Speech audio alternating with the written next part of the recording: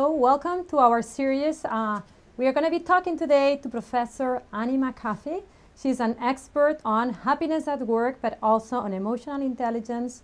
And we are going to be trying to grasp all her knowledge, or the most we can, so that we all learn how to be a little happier while we work, and also to make others happy in their work.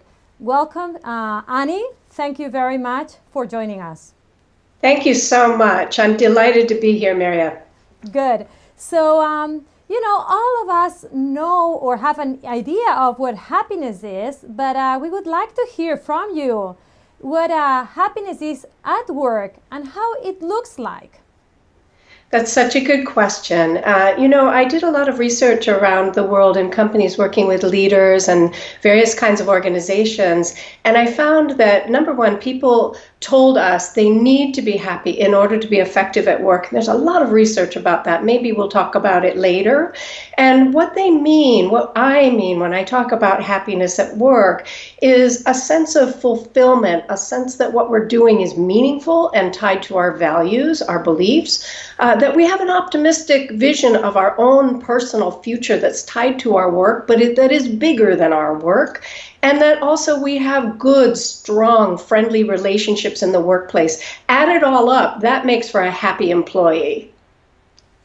That's so good. So can you tell us actually why I, as a leader, should be caring for the happiness of my employees? Why does it matter? Mireia, happiness matters in life. We all know that. But sometimes we think maybe we don't have to pay so much attention to happiness at work. But my research and the research of many other positive psychologists has shown a direct link between happiness and success. So as a leader, your number one job is to create an environment where people can be fulfilled, where they're optimistic, and where relationships are good and strong. When you create that kind of environment, your employees can be individually successful. And then, of course, you collectively as an organization will be more successful. So there's a business case for happiness at work that I think we need to pay attention to. Can you tell us or share with us any story of companies that are doing good work to make their employees happy, or maybe, leaders who are doing a good job in making their employees happy? I've encountered many companies in the last few years that are really trying to build a resonant environment where people can be happy. One of them that I've written about in this new book is Sunglass Hut. I'm sure you know the company where you buy sunglasses in the airport, and they're a part of Luxottica, which is an Italian company, as you know.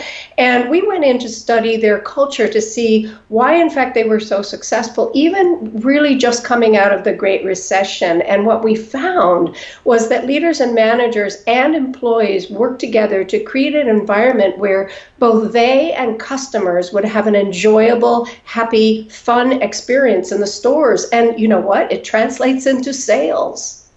Wow, that's so good to hear, So you were talking about meaning. Can you give us a little more of an explanation of what meaning is? Where does it come from, and how can we create it, if that's possible? Yeah, people have been writing about meaning for hundreds of years, if not thousands. What comes to mind is Viktor Frankl, Man's Search for Meaning, and his incredible story of finding meaning in day-to-day life, even in a concentration camp. So I went beyond the philosophers, however, and started looking at what does meaning look like at work? What does it mean when we fulfill our purpose at work? And what I discovered is that it's comprised of two things. Number one, we need to feel that we can live our values at work, that our personal values actually are part of how we engage with people, part of what we do, and part of our day-to-day experience in the workplace. So that's number one, living our values in the workplace. Number two is having positive impact on people, on a cause, on something we care about. It can be results, it can be the organization's mission, it can be our team, but whatever it is, we need to feel like we're making a difference. Wow. So making a difference seems to be, the thing to do if we're going to be happy, right? So Can you tell us a little more also about emotional intelligence? We know you've done a lot of research, and it seems that it really matters so much, but sometimes we might not exactly know what emotional intelligence is and, maybe how to develop it. Emotional intelligence is a differentiator that tells us who is going to be an outstanding manager and who's going to be just average. Daniel Goleman and Richard Boyatzis and I started writing about emotional intelligence a long time ago. Many researchers have been studying it besides us, too. And there is no doubt at this point that there are competencies that enable us to be more effective individually, and if we happen to be a manager, that enable us to create the kind of environment where people can be successful, which is your job as a manager. So let me just briefly say that the way we look at emotional intelligence is really from the perspective of management science, and we've identified competencies that really do make the difference, and they're related to things like self-awareness, knowing yourself, understanding how your emotions impact your thinking, and then how your emotions and your thoughts impact your behavior. It's sort of common sense, right? And then self-management, understanding how to manage negative emotions so that they don't get the better of us. Also understanding how to manage our positive emotions so we are inspiring to others. And organizational awareness, reading people and reading our organizational culture, politics, all of those things that are really a part of our world. And then, of course, relationship management, inspiring others, great teamwork, conflict management, those sorts of things. Emotional intelligence really is important. And if you want to be a great manager and you're not satisfied with average, and I'm sure all of our viewers are not satisfied with average when it comes to leading people, then we really need to focus on developing these skills. Mm-hmm. Good. So you started talking by self-awareness. I think, as you said, this goes really back to ancient philosophy, know yourself, right? So can you give us some advice on how to develop such difficult competency, but which I guess is the foundation upon which we can build the rest of them? Mireia, you're right. Self-awareness is the foundation of emotional intelligence, and I believe it's the foundation of great management and great leadership, too. We develop self-awareness our entire lives, from the time we're small children all the way up until those very last days of life. We're always learning something about ourselves. But if we want to get better at this thing called self-awareness, this competency called self-awareness, we do have to focus time and effort on it in our adult lives. Sometimes we get to a point where we think, oh, I know myself pretty well. I don't really need to focus any more attention on that. And it, of course, happens naturally to learn a little bit more, but we don't make it a point to spend time and effort. I recommend to the leaders that I coach that they incorporate some kind of daily reflective practice into their lives, not just once a week or that Sunday afternoon when you're thinking about what's coming or what happened last week, but every single day, whether it's before you go to work or maybe on the train, just really closing your eyes if you have to and think about what happened yesterday. How did you respond? How did others respond to you? And don't be too critical. And we're not looking for faults all the time. Also look at your strengths, because, awareness of our strengths is a powerful, powerful tool, because we can leverage our strengths if we really know what they are. So is that self-reflection somehow related to also to gratitude, I guess? Yeah, self-reflection is really important. I think there are so many benefits to self-reflection. We do develop self-awareness. We also get better at reading people. I can remember working with a particular executive in Europe a few years ago, and he was really busy, just like we all are, and some of the attention to himself and his strengths and his impact on people had really slipped. And you know what? The result of that was that there was some discord in the team. There were some real problems. And when we worked together to figure out how he could reflect on his own behavior, his own feelings, his own thoughts just a little bit more, he started noticing how he was impacting people and recognizing that he really did need to make some changes, which he worked at and did. Good. So You first talked about self-reflection, but then you also talked about being able to manage your own emotions. But now we hear so much about authenticity that it seems that we just need to express whatever we feel and we don't need to manage that. Can you please clarify us a little bit what is the difference and how to make sure that we are authentic, but at the same time that we are able to manage our emotions? That is a fabulous question. You know, being emotionally intelligent does not necessarily mean being nice all the time. And managing ourselves and being authentic in the workplace does not mean that we say everything that comes to our mind or do whatever we want to do. That is not the point.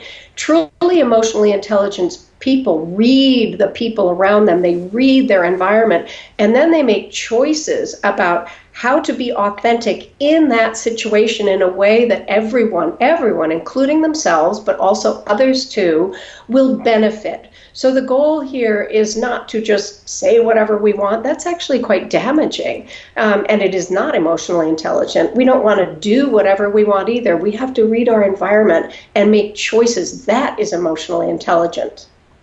Good, very nice. Thank you for the clarification, because I guess that sometimes it's difficult or complex to differentiate those two things. Then about emotional intelligence, you said that leaders should be able to really recognize emotions in others in order to manage them.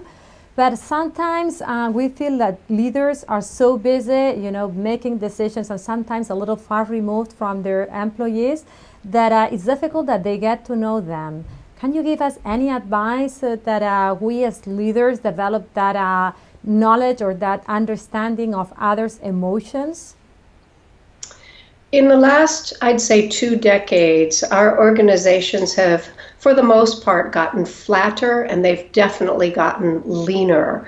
And what that means for us, whether we're an employee, a manager, or a senior leader, is that we are doing more with less. It's cliche, I think, but it's true. We are doing more with less. And whereas in the past, I think managers may have had a little bit more time to spend on people, now we have tasks that we have to do just as our employees do. And the pressure can really get to us, and we can literally forget to take care of people and their needs. And it's really detrimental when that happens, because our number one job as a manager, as a leader, is to look out for the people around us, to understand what they need, to understand how to help them do their jobs, to understand what obstacles are in their way and get those obstacles out of the way. The best leaders I know understand that their first job is people. Their second job is doing whatever it is that they have to do. And those are the people who actually are more successful. Sometimes it doesn't feel that way because you think, oh gosh, I've got this project I need to do, or my boss has told me to lead this initiative, and you can put all your energy into that and forget about people, maybe because you're a little bit insecure or scared, maybe because you have an achievement drive that's really, really pushing you a bit too hard. And when we do that, our people suffer. So first is recognize job number one is people, and then second, dedicate time to them. Mm-hmm. Good. That's a very, very specific and I think doable advice, right? So to spend time with people. So in the same line, sometimes we know that leaders, of course, they can fail, but sometimes it's very difficult that they get feedback so that they increase that self-knowledge. So do you have any advice for leaders who really want to get feedback that they can use to develop themselves in the future? It's a really good question. One of my doctoral students, his name is Alejandro Marquez, has just done a dissertation on how we can better hear and internalize feedback. And what he discovered was actually emotional intelligence helps with understanding feedback and taking it in. And guess what? It comes back to self-awareness. So this reflection that I was talking about earlier actually is a really important component of learning how to hear feedback and take it in. And then, being a little bit brave, asking people for feedback. Managers often think they shouldn't ask their people for feedback, that they should be the ones giving feedback, not seeking it. But I disagree. I think we have to actively seek it. And what we know for sure is the higher we go in organizations, the less often people tell us the truth about ourselves. So we actually have to put more effort into seeking feedback because, the power dynamic is very real, and people are not necessarily just going to walk up to a senior leader and tell them something about themselves. Definitely, it takes some courage to give feedback and also to ask for feedback, right? So you are working with leaders all the time, and I'm sure that you've discovered that there are some competencies that are really crucial for them to succeed in leading other people. So can you share with us what are those competencies that really differentiate good leaders or outstanding leaders for maybe not such good leaders? Yeah, I will share a few. We've talked about some of them: emotional self-awareness, emotional self-management, positive outlook, achievement orientation, empathy, being able to read people, organizational awareness. We've talked about some of those. They are absolutely critical. One more that we haven't mentioned is what I call pattern recognition. Our world is changing so fast, and good leaders need to be able to look at the landscape of their business environment, their industry, the world economy, those sorts of very complex things. And they need to be able to understand how to make sense out of what looks like chaos sometimes. So pattern recognition, in addition to the emotional intelligence competencies, is really important. Annie, you are talking a lot about competencies that I feel that you develop, of course, at work. And very often we talk about leadership development at work. But it seems to me that some of those competencies can be developed also in the family domain or maybe in the social domain. Can you share what you think about this? Absolutely. In fact, there are quite a number of studies that talk about how we develop emotional intelligence. And, my good friend Richard Boyatzis, who, by the way, has taught in your wonderful school, has shown in his research that if we're going to develop emotional intelligence, we need to focus on a vision of the future that is bigger than just work, that is really compelling. And in fact, that involves our family and our friends and our communities. Our vision needs to incorporate all aspects of life that are important to us. And here's a very interesting thing. All of these competencies that we talk about, self-management, empathy, emotional self-awareness, these help us in our relationships so much, so very much. So in addition to becoming a better manager, a better leader, as a result of developing these skills, we will become a better wife, a better boyfriend or girlfriend or husband, mother, father, aunt, uncle, all of those things. Excellent. So linked to this, we just received a question from one of our, the person who are viewing this talk. And he is asking whether 360 feedback really helps in getting to develop all these competencies. And I think it really goes very well with this last question of how family, has an impact on developing these leadership competencies. So can you comment a little bit on your experience with 360 degree kind of like development processes? Sure. I believe that 360-degree feedback, when it's done well, is a very important part of developing emotional intelligence. There are many instruments out there. Some are good, some are not so good. So if you're in charge of administering a 360 process, you really want to make sure that you're choosing an instrument that's good. Personally, in my own work, I'm leaning more toward what I call qualitative 360. It's very labor intensive, but actually interviewing people around that leader confidentially, and then looking for patterns and themes that I can share with that leader. Now, obviously, we can't do that with everybody in the organization because it's labor intensive and it can be expensive, of course. So another thing that I've been really encouraging people to do is what I call a leadership self-study, where you, as the manager, as the leader, interview people confidentially about yourself. It takes a lot of courage to do that, but I've done it with hundreds of executives, and the results are so powerful. And if you happen to be in charge of learning in your organization, if you can implement a process like that, you're actually, frankly, it's very cost effective, and it's very effective if it's done well.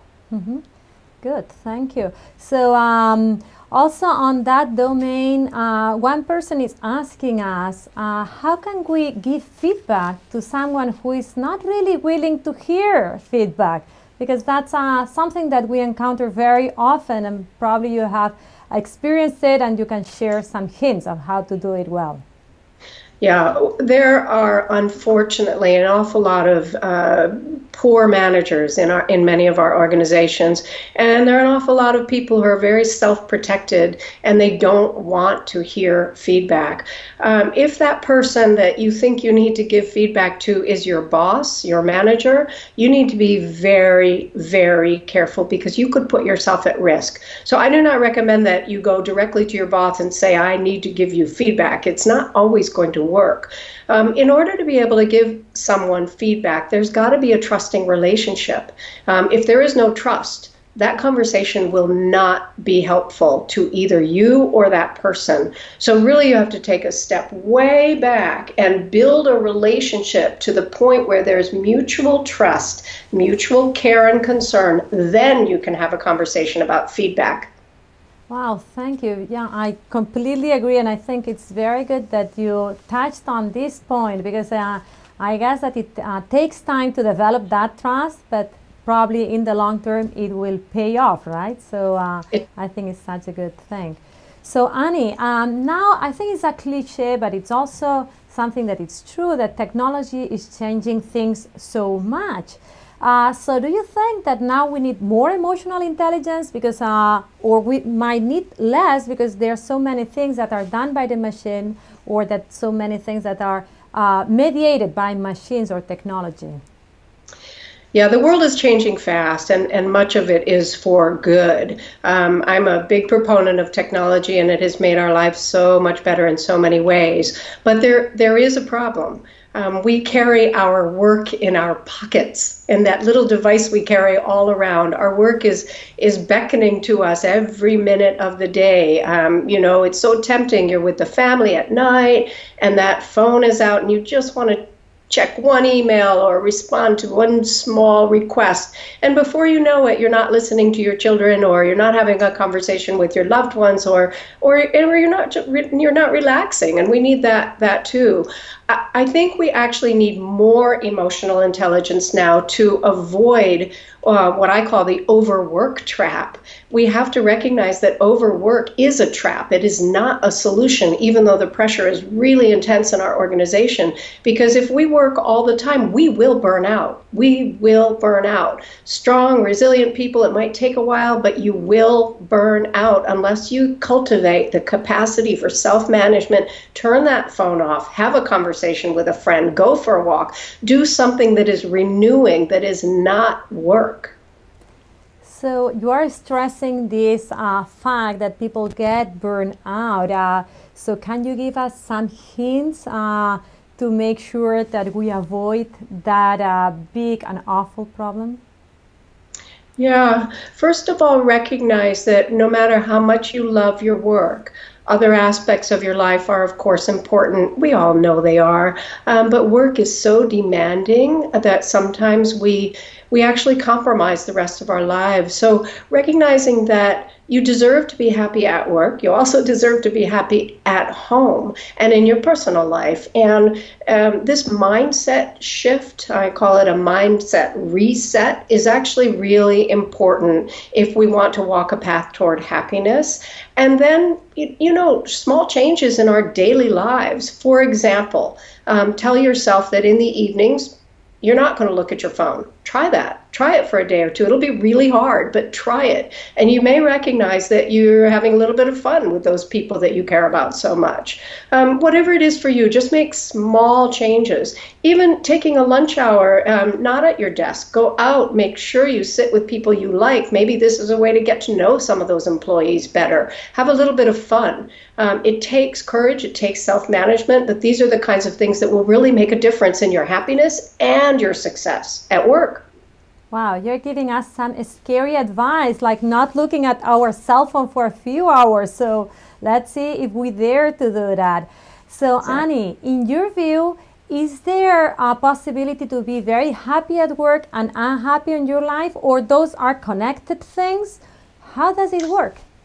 Yeah, I think it's really hard to be happy in one part of our lives and very unhappy in another. Emotions are contagious. So, for example, if we're unhappy in our workplace, really truly unhappy, discontented, unsatisfied, unfulfilled, cynical, all those terrible things, when we go home, we bring those feelings with us, and our families and our friends can feel it, and oftentimes we just want to talk about it, So before long, you've got an unhappy set of friends or an unhappy partner or children who are baffled, and then, a little bit of conflict starts. So soon you've got unhappiness in the home life as well. And it goes the opposite way, too. It's very hard to leave our feelings at the door. And if things are really tough at home, we usually bring that to work a little bit. Now, most of us are very good at sort of putting on the face and not showing everything, which is appropriate at work. But people can feel it when we're really, truly unhappy or discontented. And, they're going to be baffled and not know what to do. So you can find dissonance grows in any area of your life when we bring unhappiness from another area of our life. Good. Excellent to know, that it's our duty to actually be happy in both places, because otherwise it's difficult to get only one, right? So, right. Annie, we only have a couple more minutes, and I would like to hear if you have anything else that we have not touched upon and that you want to share with our audience, any advice or any story that for you, you feel that it's going to help us as we go along trying to be happy at work and to make others happy at work? Well, I guess I would just like to say that I truly believe that happiness is a human right, and happiness at work is as important for us as it is in our personal lives. There is a business case for happiness at work. We are more successful when we are happy. So I would encourage our viewers today to really think about what matters to you in your workplace. What do you care about? What do you love to do? And try to find ways to do more of those things. And make sure you're really looking at an optimistic, full vision of your own future that's more than just your work goals, that's more than just that next promotion, but that incorporates part of your personal life as well. And then finally, make sure that you really have friends at work. Find a friend, make a friend, build a friendship, and you will be happier at work. Good. I think that's something doable, and that's something we can all work on. So thank you, Annie, very much for sharing all your wonderful knowledge. I'm sure that all of us can apply some of your advice. And really thank you very much for all your wonderful stories. And we hope we can keep on talking this at another time. Thank you very much for joining us. Thank you so much, Mireia. This has been lovely. Thank you.